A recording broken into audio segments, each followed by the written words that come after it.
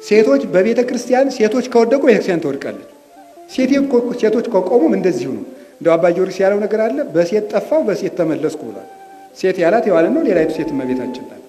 ስለዚህ የሴቶችን የልጆችን አስተዳደግ ከትዳር በፊት ለባሎቻቸው ዝግጁ እንዲሆኑ ቤተክርስቲያንን እንዲንከባከቡና ያቅማቸውን እንዲያበረክቱ የሴቶች ኢምፓወርመንት በቅዱስ ሲኖዶስ በተደራጀው በዚህ ክንፍ ይሰራል።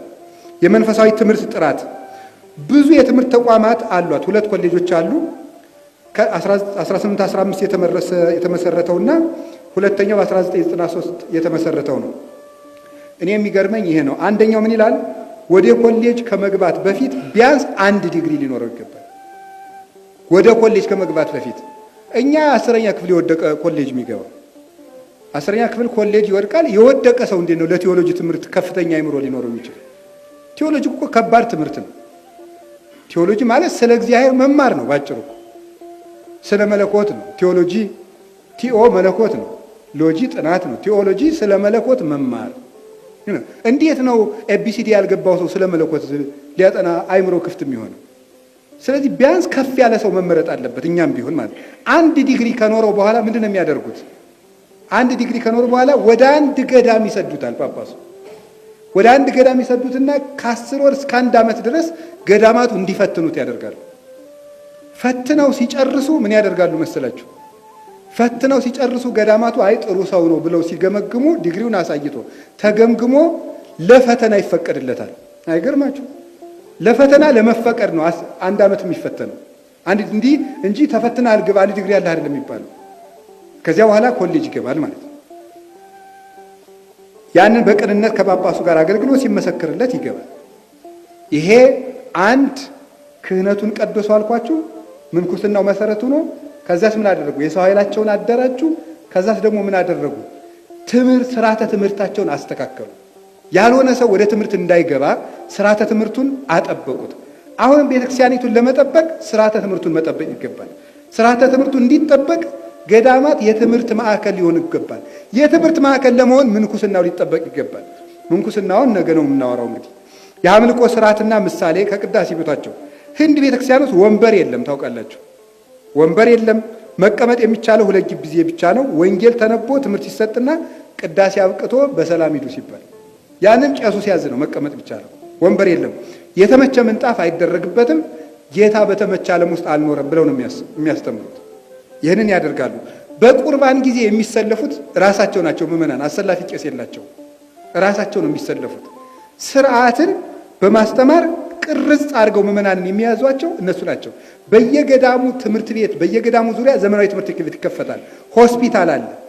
እዚያው እየተንከባከቡ እዚያው እያስተማሩ ስርዓትን፣ ሃይማኖትን፣ ቤተክርስቲያንን መውደድን፣ እግዚአብሔርን መውደድን፣ ሀገርን መውደድን የሚያስተምሯቸው ገዳማቱ ናቸው። ይሁን ምስካየ ሕዙናንነት የህንድ ቤተክርስቲያን የምትሰራው ከሱስ ማገገሚያ ማዕከላት፣ የአረጋውያን ማረፊያ፣ የአእምሮ ህመምተኞች መኖሪያ፣ የኤችአይቪ የህመምተኞች መኖሪያ 48 የእጓለ ማውታ ማሳደጊያ አለ።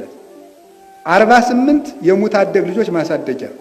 የኛ ቤተክርስቲያን 10 የሚኖር ነው 2 አላውቅም። ለምንድን ነው ይሄው የሚሆነው ሲላ አሁንም እንስራ ነው የምለው።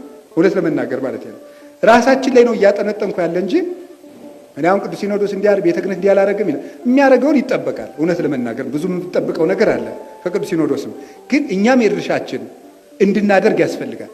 አንድ ገዳም ሰው ተኮር እቅድ ሊኖረው ይገባል። እንዲሁ ልማት ተኮር እቅድ ብቻ አይደለም። እርሻና እንትን በል ይሄን እናስፋ የራሳችን ልማት ይኖረን ብቻ ሰው ተኮር እቅድ በአቅማችን ማቀድ አለብን። እንዲሁ 3 ህፃናትን ቢሆን ማሳደግ ራሱ ሰው ተኮር ጌታ ሰው ተኮር ይውላችሁ። አሁን የኢትዮጵያ ኦርቶዶክስ ቤተክርስቲያን ብዙ ካቴድራል አላት። ክርስቶስ ግን ካቴድራል ሰርቶ ሳይሆን መጀመሪያ ሰው ስቦ ነው። ካቴድራሎች የተወለዱ ከሰው ነው። መጀመሪያ ሰው ሰበሰበ። አሁን እኛም ሰው የመሰብሰብ ፕሮጀክት ገዳማት ማቀድ አለባቸው። መድኃኒት የሚሆን ሰው ለመስራት ዘመኑን የዋጀ የምዕመናን አደረጃጀት አላቸው። የሰው ኃይል ማብቂያ መምሪያ፣ የምዕመናን መንፈሳዊ ትምህርት ፕሮግራም፣ የማላንከራ ኦርቶዶክሳዊ ህብረት፣ የሁሉም ህፃናት ማህበር፣ ማርታና ማርያም የህንድ ኦርቶዶክስ ቤተክርስቲያን የሴቶች ማህበር፣ የማር ጎርጎሪዎስ የኦርቶዶክስ ክርስቲያን ተማሪዎች ህብረት፣ የወጣቶች የሰንበት ትምህርት ቤት ህብረት። እነዚህ ሁሉ የሚመራቸው ማን ነው? ቅዱስ ሲኖዶስ ነው። ማዕከላዊ ያልሆኑ ማህበራት ተሰብስበው በቅዱስ ሲኖዶስ ስር መዋል አለባቸው። ይህ ዝም ብሎ በየወዳው ማህበር የሚያቋቁመው ሁሉ ተሰብስቦ ቅዱስ ሲኖዶስ የሚያደራጀው አቅም ያለው በመምሪያ የሚመራ ሊሆን ይገባል። ያንን እንዲያደርግ የምንሰራውም እኛው ነን። የቤተ ክርስቲያን ፓርላመንት የሚባል አለ። 1876 በጴጥሮስ ሁለተኛ የተመሰረተ ዋና ፕሬዝዳንቱ ፓትርያርኩ ናቸው። የየሀገረ ስብከቶቹ ጳጳሳት ምክትሎች ናቸው። ከየአጥቢያው አንድ ካህንና 2 ምዕመናን ይመረጣሉ። ቅዱስ ፓትርያርኩ ሲመረጡ ስራ የሚሰራ ይሄ ህብረት ነው። ማን ነው ፓትርያርክ የሚሆነው እንዲህ ያለበት ብሎ ወግ የለም። ይሄ ህብረት ሁልጊዜ ተቋቁሞ ይኖራል። ከምዕመናን 2 አንድ ካህን የየሀገረ ስብከቶቹ ጳጳሳት ይሰበሰባሉ። ፓትርያርኩ በዚህ መንገድ ይመረጣል። ልማታቸውን እንገራቸው። ስንት ሚሊዮን ህዝብ ናቸው? ረስታቸው 2.5 ሚሊዮን ናቸው። ልማታቸው ይኑት 26 ሆስፒታል አላቸው። ህንዶቹ የኛ ምግባረ ሰናይ ሆስፒታል ብቻ ነው መሰለኝ ያለን ማለት ነው። 26 ሆስፒታል ለ2.5 ሚሊዮን። 2 ሜዲካል ኮሌጅ አላቸው። 2 ኢንጂነሪንግ ኮሌጆች አሏቸው። 18 የነርሲንግ እና ሳይንስ ትምህርት ኮሌጅ አሏቸው። 11 እና እስከ 12 9 አሉ። ከ9 እስከ 10 አሉ። ከ5 እስከ 8 12፣ ከ1 እስከ 4 36 ትምህርት ቤቶች አሏቸው። የህዝብ ትምህርት ቤት 7፣ በተባበሩት መንግስታት ድርጅት የሚደገፉ 2፣ አዳድም ትምህርት ቤት 4፣ መምህራን ማሰልጠኛ 2፣ 22 ማተሚያ ቤት አላቸው።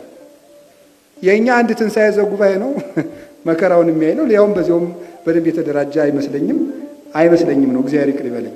ስለዚህ ያንንም ማደራጀት የኛው ድርሻ ነው።